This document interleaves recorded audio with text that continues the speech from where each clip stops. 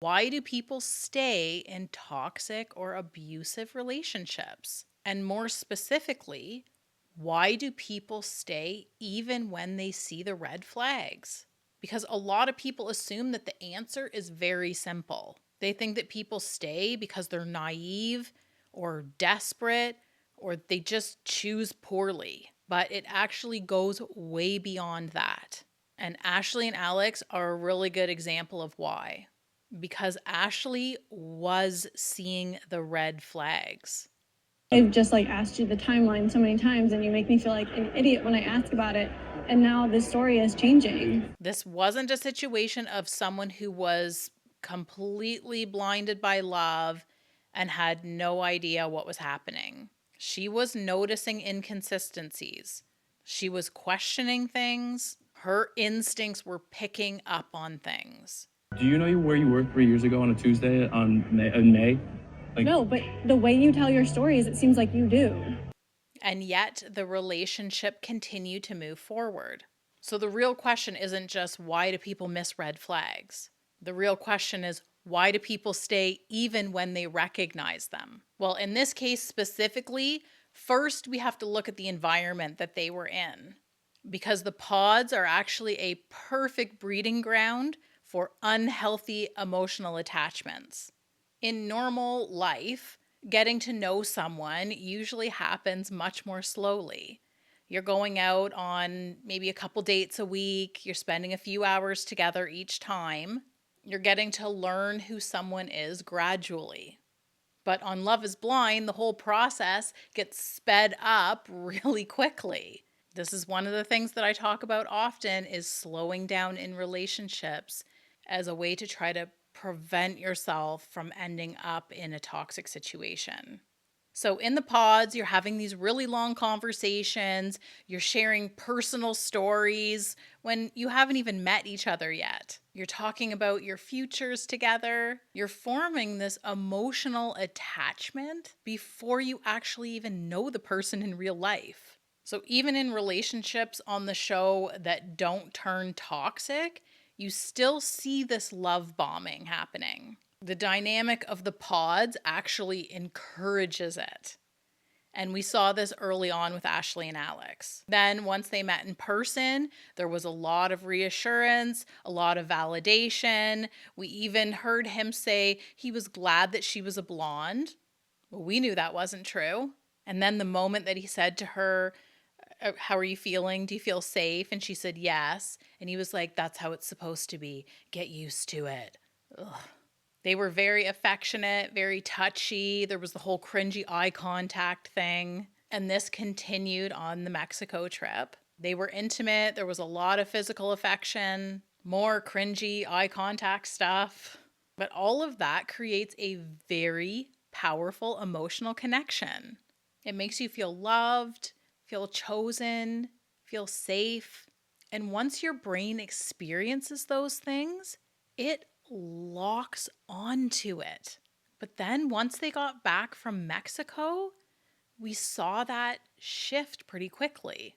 The physical affection really dropped off. He started pulling away. He was withholding intimacy.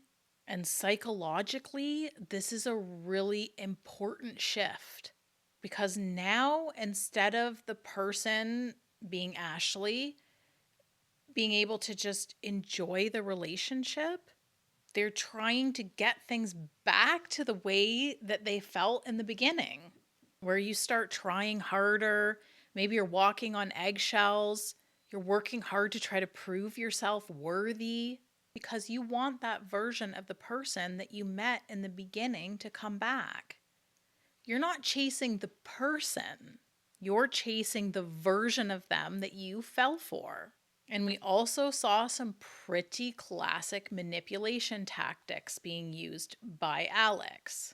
A really good example was after the bowling alley mixer get together with all the cast, where they had started an argument discussion at that get together, and that conversation continued when they got home. Ashley was quite upset and they were going back and forth, and you could see that she was getting emotionally exhausted. And Alex took that opportunity to shift the energy. McDonald's. Yeah, I need something. I need nuggets. Do you want fries? Yeah, there we go. There we go. He says to her, McDonald's? And he gets his phone out and he starts putting an order in. And he's saying to her, McNuggets? You want a Coke? You want fries too? And we literally saw Ashley soften. She even smiled. The tension instantly dropped, but nothing actually got resolved. And that's actually a really effective tactic. Because when the tension suddenly disappears, your brain feels this sense of relief. It feels like the situation has been resolved, but it hasn't. This is why people in unhealthy relationships often bring up the same issues again and again, because subconsciously they know that the issue was never resolved. So this brings us back to the bigger question. Why, when someone is seeing these red flags and noticing that something is off, do they still stay? And this is the part that people often misunderstand. Because a lot of people think that the hardest part is recognizing the red flags. And while it's certainly important to be able to recognize the red flags, it's not the hardest part. The hardest part is what happens after you see them. Because when a relationship starts with affection, validation, and emotional connection, your brain forms some very powerful beliefs. This person loves me. This relationship is real. I'm safe with this person.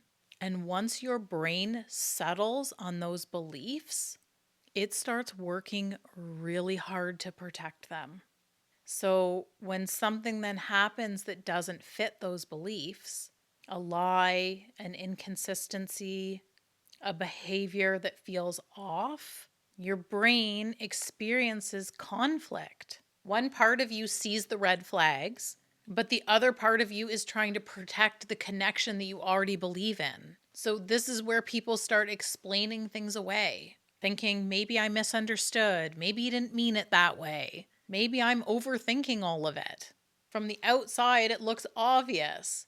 We're watching going, oh my gosh, why is she still there?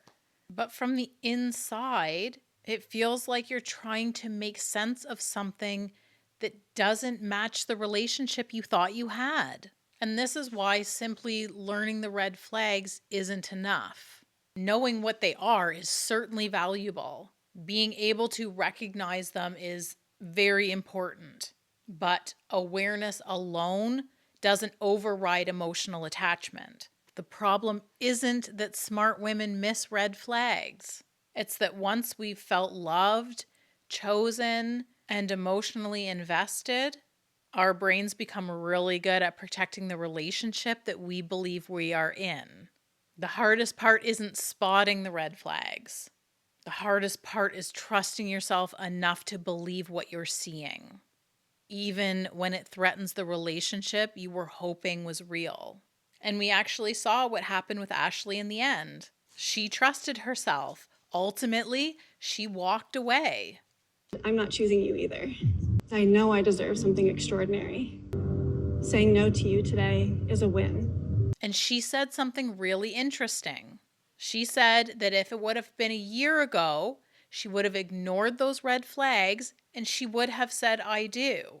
If I was standing here a year ago, I would have ignored all of the red flags, all of the lies. That's real growth, because the more you trust yourself and leave early, the easier it gets next time. Leaving sooner is actually part of the healing, because the longer someone stays in a toxic dynamic, the more complicated the damage becomes.